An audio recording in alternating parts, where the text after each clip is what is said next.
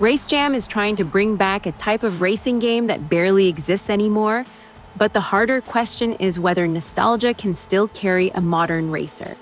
Because on paper, the pitch is easy to like. It is not chasing simulation realism. It is not trying to be another giant open-world racer, where half the experience is driving to the event you actually wanted to play. Race Jam wants something more direct. Fast races, loud colors, exaggerated tracks, split-screen chaos, and that old arcade feeling where the game gets you into the action quickly and asks you to keep up. That is the good part of the pitch. Race Jam knows what it wants to be, but nostalgia is not a shortcut. When a game says it is bringing back old-school arcade racing, people do not judge it only by what is on screen. They compare it to memory, they compare it to Need for Speed, Burnout, Sega arcade racers, PlayStation-era chaos, and every racing game that felt larger in childhood than it probably was in reality. So the real question is not just, is Race Jam fun? The question is, does it turn that old feeling into a strong modern game, or does it mostly remind you of better games that already existed? Right now, the answer sits somewhere in the middle. Race Jam feels like it was built from a clear frustration with where racing games went. Modern racers have often moved toward realism, open worlds, heavy progression systems, and long-term live service structures. Race Jam feels like a response to that. It is smaller, faster, and more focused on getting you into the race. That vision is easy to respect because the game does not feel cynical. It feels like a project made by people who miss a specific kind of racer and want to rebuild that feeling for players who miss it too. The community relationship has been part of the story as well. Race Jam has gone through demos, early access discussion, Steam updates, feedback threads, and visible developer communication about what is in the game and what is still being worked on. That openness helps, especially for a smaller project, because players are not left guessing where the game is headed. But open development always has a cost. The longer people follow a game, the more they start measuring every update against the finished version they imagined. Some players appreciate the transparency, others feel the rough edges more sharply because they have been watching those rough edges for a while. That is not drama. That is early access. Hope, patience, fatigue, and skepticism all end up in the same room. The current version of Race Jam is not empty. That matters. It already has a real playable foundation. There is a single-player tour mode built around 90s-themed events. There is the Gauntlet, a roguelike style mode where you survive a sequence of races while earning perks between runs. Local split screen is also in, and honestly, that might be one of its strongest selling points because couch racing has become strangely rare. You can race, drift, boost, unlock cars, try different modes, and get a clear sense of what Race Jam is supposed to become. But it is still obviously unfinished. Online multiplayer is planned, but it should not be treated like a fully delivered final pillar yet. Some modes, especially Stunt and Collect, feel more like foundations than fully matured parts of the game. The game has content, but not all of that content feels equally polished. There are also practical complaints around bugs, options, update sizes, quality of life issues, and technical roughness. None of this is shocking for early access, but it matters if you are thinking about buying it right now. This is not a story-heavy racing game, and it should not be judged like one. Race Jam has characters, 90s attitude, themed events, police chases, stunts, and a playful arcade world. But the lore is mostly vibe. It is more Saturday morning energy than deep narrative design. That is fine, because this kind of game does not need a massive storyline to work. The question is whether the personality gives the racing more flavor. Sometimes it does. The characters and themes help the game feel like more than a plain track list. But this is atmosphere, not narrative ambition. It works best when it supports the action and gets out of the way. The good side of Race Jam is the driving loop. At its best, it has that simple arcade rhythm where you understand the rules quickly, but there is still skill in playing well. Drifting, boosting, shortcuts, turbo pads, collisions, and repair timing all feed into the race. When you come out of a messy corner, catch a boost pad, squeeze past another car, and barely keep your health under control, you can see the game's potential clearly. The health and boost relationship gives it more tension than just holding accelerate and hoping for the best. You can push harder, but pushing harder can cost you. That makes races feel active. You are making small decisions constantly, especially when a shortcut looks tempting but risky, or when contact with another racer turns a clean lap into recovery mode. The Gauntlet mode is also a smart addition, because arcade racers can burn out when every event starts to feel the same. Adding perks and survival pressure gives repeat runs more purpose. It is not suddenly a deep roguelike, and it does not need to be, but it gives the game another rhythm beyond standard races. The bad is that Race Jam can still feel uneven. Some events are more exciting than others. Some systems feel like they are waiting for another layer of tuning. And because the game leans so heavily on retro flavor, the line between charming throwback and rough indie racer can be thin depending on your taste. Visually, Race Jam has a clear idea of itself. It uses bright colors, simple shapes, exaggerated tracks, and a deliberately retro look. I would not call it visually impressive in the modern high-end sense, but that is not really the point. The better question is whether it has enough identity beyond reference. Sometimes it does. The game can look playful, readable, and energetic. Other times, it risks looking more like an imitation of old arcade energy than a fully confident style of its own.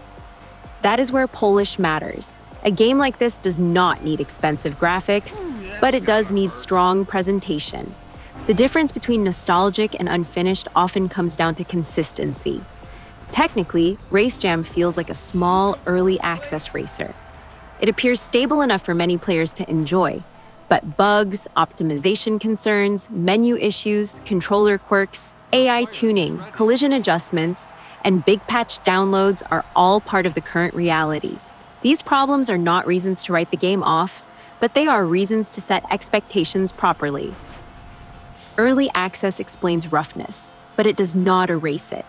A racing game lives or dies on feel, readability, and responsiveness. So technical polish matters more here than it might in a slower genre. So, is Race Jam worth playing right now? If you are an arcade racing fan who misses local multiplayer, goofy speed, unlockable cars, and games that get straight to the race, then yes, Race Jam is worth watching closely. It may even be worth buying an early access if you are comfortable with rough edges and want to support the game while it is still taking shape. But if you want a finished, polished, content-complete racer with online multiplayer fully settled and every mode feeling final, you should wait. Not because Race Jam is bad, but because it is still becoming the game it wants to be. That is the fairest way to look at it. Race Jam is not some hidden masterpiece that everyone is foolishly ignoring. It is also not a failed nostalgia project. It is a passionate arcade racer with a strong core idea, a real playable foundation, and a lot of work still ahead of it. The good is the immediacy, the split-screen focus, the arcade energy, and the fact that the developers seem to understand the kind of game they are making. The bad is the uneven polish, unfinished systems, and the reality that nostalgia can only carry the experience so far. The ugly is the pressure of expectation, because games like this either feel alive in your hands or they do not. The long-term outlook depends on follow-through. If the weaker modes get sharper, the technical side improves, online multiplayer lands properly, and the game keeps expanding without losing focus, Race Jam could become a genuinely strong indie arcade racer. Maybe not a massive breakout hit, but a game with a loyal audience that knows exactly why it exists. For now, the verdict is cautious but not dismissive. Race Jam has heart. It has a playable core. It has a reason to exist. But its future will not be decided by how well it remembers the past. It will be decided by whether it can turn that memory into something that still feels worth playing today.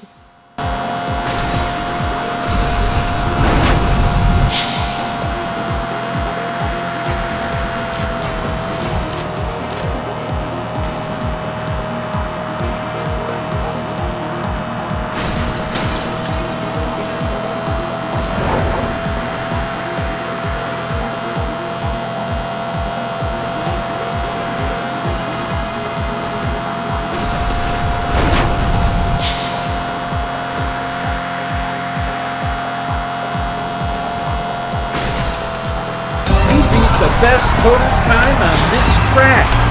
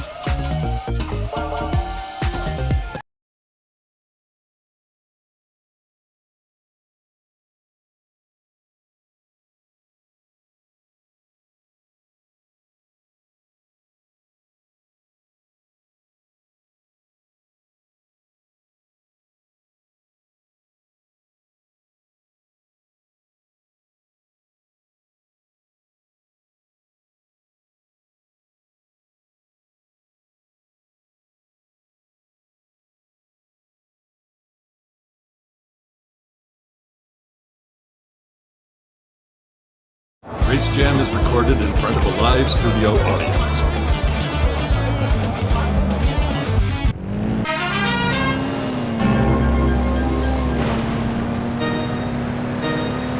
And they're off.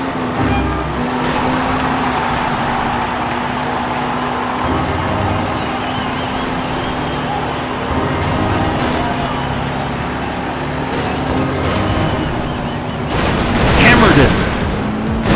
Crazy out there. Watch that smarts.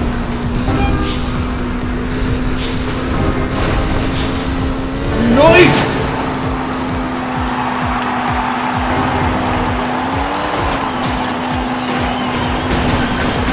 You can't do that! What?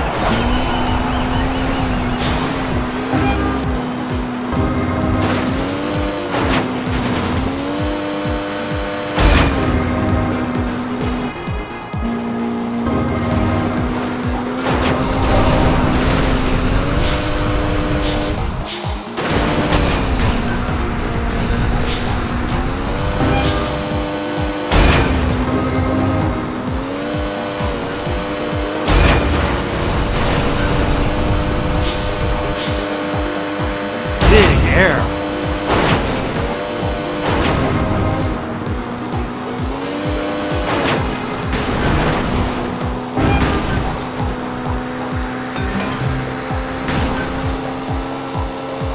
Those are some nice maneuvers.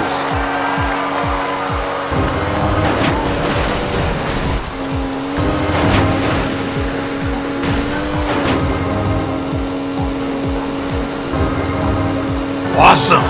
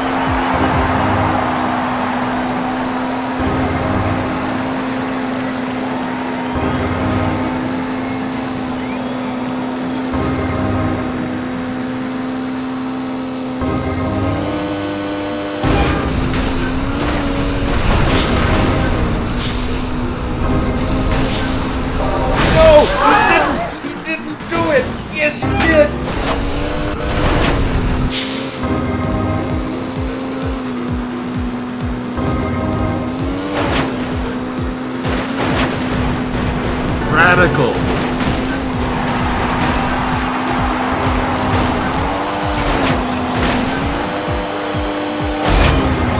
Your fire is ready.